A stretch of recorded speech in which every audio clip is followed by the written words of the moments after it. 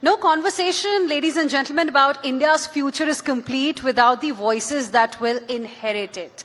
With one of the youngest populations in the world, India's greatest strength lies not just in its numbers, but in the ideas, ambition, and clarity of its youth. Well, to share their view on the subjects that matter the most to them under the topic Build, People Power India, the 1.5 billion advantage. May I invite on stage Pritika, Gatike, Nav Mishra and Anita Anna Benoy from Amrita, Vishwa, Vidyapeetham. A big round of applause, ladies and gentlemen. Let's welcome them on the stage.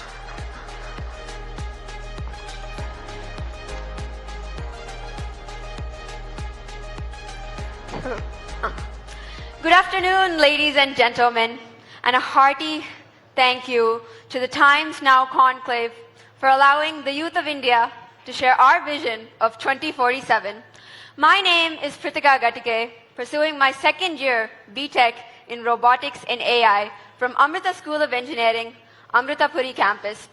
I'm the current president of Amrita Energy Swaraj Environmental Club, focused on dedicated solutions for sustainable engineering, and I'm also the co-founder of Locus AI, the travel app that is accessible for the entire public. I am Nav Mishra, a third-year Bachelor's with Honours Molecular Medicine student at Amrita School of Nanosciences and Molecular Medicine, Kochi. ASNSMM is India's first nano-bio-focused research center, specializing in translational and personalized medicine.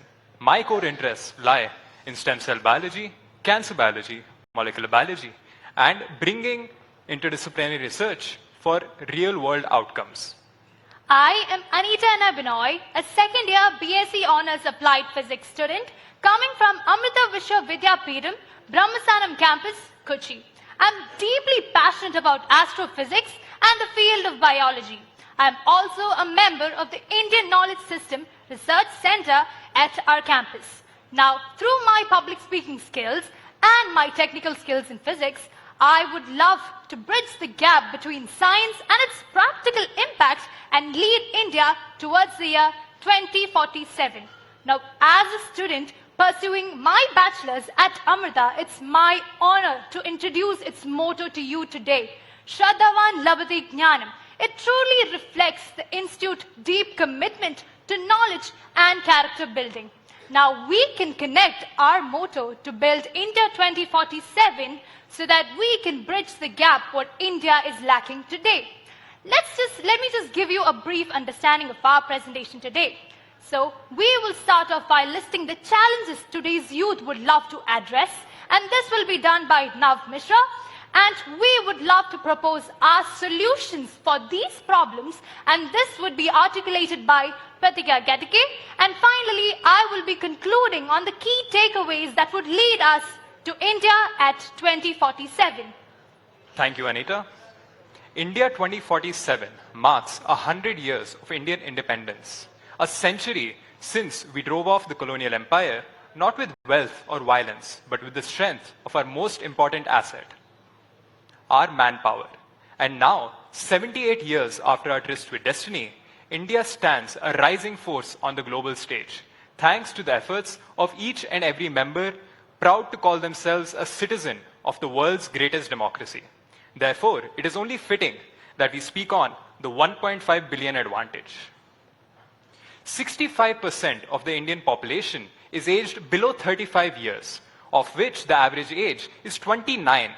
The vision of Viksit Bharat 2047 aims to harness this young workforce surplus as a determining force in the future of India's development.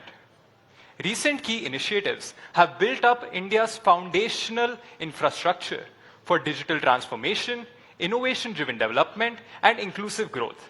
They must, however, evolve further to not just scale, grow, and provide infrastructure to our economy, but make us a global leader. The implementation of the ABC ID allowed for easy credit transfer, a landmark initiative that propelled Indian institutions to the global level, attracting international talent. However, the Niti Aayog states that for every one foreign student that enters India, 25 native students leave for higher education and never return. India must now transition from a talent supplier to a talent destination if it were to aim itself as a global innovation leader. We must work further to prevent brain drain, build brain gain, and retain local talent. India, through initiatives like NPTEL Swayam portal and the UGC's Jeevan Kaushal 2.0, has made employability improved and provided access to skillable courses across India. Amrita Vishwa Vidyapeetham's own corporate industry relations department has introduced rigorous life skills program to improve the employability and professional experience of graduates. However, an employability paradox still exists where despite large number of graduates coming out of universities and a strong demand, many of them remain unplaced. This signals that we need to move beyond degree-based validation towards a most skill-based building system, where our scale of graduates is also matched by building industry-relevant skills at the same scale. India spends 0.6% of its R&D on research compared to the 3 to 4% of other leading nations. We also have only 260 researchers per million people, quite low compared to other middle income group countries. Half the patents filed in India are filed by non-residents, and due to a shortage of domestic alternatives, we are forced to outsource most of our deep tech innovation needs. Innovation can only occur when research translates from academia to industry. We must address this discontinuum in the industry and academic innovation ecosystem to build a translational network. Startup India and MIT have founded thousands of successful startups, but DPIIT has reported that thousands of these have closed recently due to issues with cash flow, poor product market mismatches, and issues that can be addressed very easily. The US Bureau of Labor Statistics reported that 50% of startups closed within the first 10 years of their conception.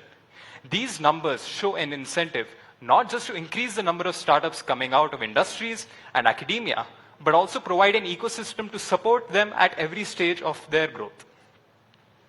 After the implementation of Beti Bachao, Beti Padhao, and the UDISE's Women Empowerment Initiatives, and the Anganwadi services that act as daycare centers, we have seen a major rise in women's employability, which currently stands at 54%, more than the men's figure according to the ISR 2026. However, women's female workforce participation still lies at 32%, which if addressed could unlock substantial economic potential and accelerate national growth. It is necessary that we continue improving at this rate, and it is a vital measure to build a sustainable and inclusive India. Pritika, how do we address these issues? Thank you so much, Nav. So our initial framework is Workforce Forum. In this digital age, it only makes sense that we integrate what we already have. We are not requesting a paradigm shift, but rather an integration of what already exists with us. We want a platform that integrates all the employees, all the workforce, and all the entrepreneurs of India. This will have 6 key components, the first being fund transparency. This has been very well implemented during the Startup India mission, where all funds were made transparent via their website. We would like to motivate and produce equal results of the same value, where we continue to also have fund transparency within venture capitalism and foreign investment. We also would like to open a skills passport, which is directly connected to the Aadhaar and backed by the government to ensure no middleman requirement or consultancy when getting hired for industry. We want a digital healthcare system that is integrated in such a manner that insurance and other claims can be made without any shady business. We want industry interaction to the maximum because there seems to be a graduate gap that we would like to address further. And information dissemination. It's very obvious that some of the schemes that India has passed have not directly translated to the people of India. And so we would like to have a platform that integrates and ensures that every single scheme that we have is directly integrated, with an upskilling approach that is directly connected to NPTEL and Swayam, motivating vocational courses similar to Skill India, but with a direct connection to the industry, allowing these courses to be put out on a large scale and hiring to be even larger. Our second business would be the deep tech convergence network that we would like to propose, one that integrates startups, industry, and university on a large scale. This allows for IP co-ownership, research co-funding by not only government but by private institutions, and grants that are direct translations of the economy today. This will allow for higher publications and higher patent activity within the country. This was already implemented on a smaller scale in NIT Roorkela, where around 101 patents were put forward. Next, we would like to look into Build MSMEs.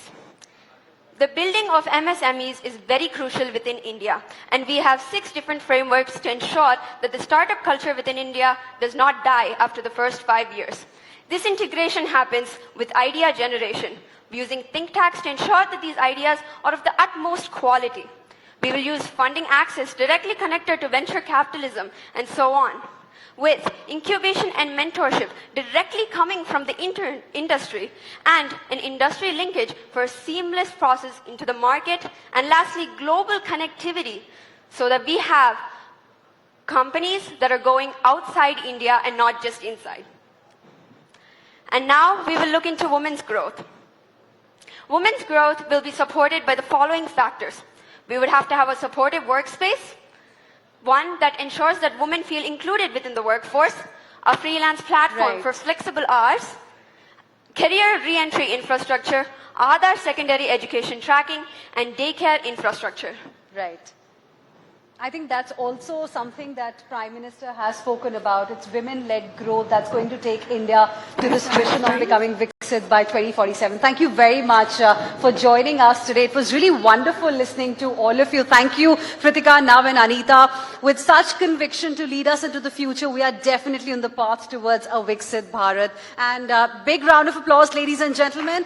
And I would like to request my co-host Swati to just honor these young children, and also, would request you to accept a little token of appreciation.